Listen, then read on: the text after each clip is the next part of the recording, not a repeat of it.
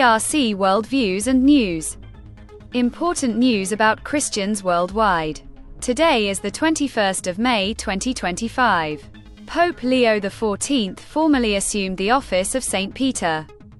And after this inaugural liturgy, he formally assumed the leadership of the Catholic Church. Representatives from all countries congratulated the Pope. From Pakistan, Chairman Senate Yusuf Raza Gilani, Minister of State for Minority Affairs, Ramesh Singh Arora, Provincial Minister for Human Rights and Minority Affairs participated. Paulo, a pastor in Mozambique, said that they face multiple challenges, including poverty, corruption, and insurgency, which hinder development and stability. Despite these obstacles, local churches and ministries continue to serve communities, providing hope and support. The article highlights the resilience and dedication of those working in ministry amidst adversity. Danny said that while living as a Christian in Chad, he was not allowed to live freely and was kept in a UN shelter. Now, with the adoption of Christ, issues such as education, food, shelter, and health have also improved. Rob Meyer said that the Word of God in sign language is a very meaningful step for Christians living in the world, especially in Asian countries, who cannot hear. This will allow the Word of God to reach even hearing-impaired Christians, and all will be blessed. Naina, who works as a Christian evangelist in Syria, said that the government does not provide religious freedom to non-Muslims. Meanwhile, a way is emerging. During a Christian's preaching, it is said that we are preaching the religion of Abraham. Thus, the followers of Christianity are very hopeful.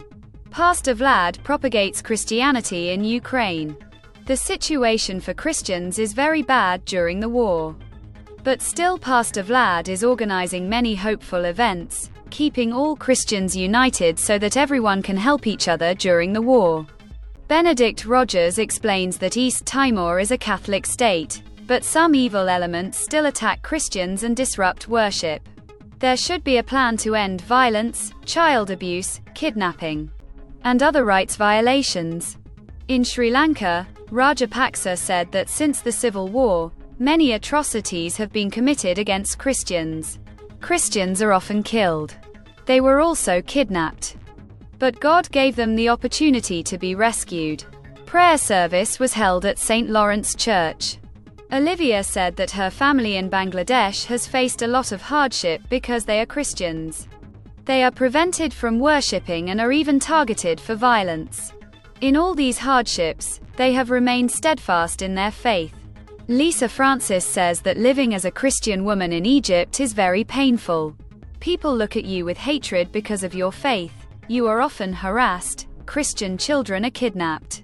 The law is not enforced.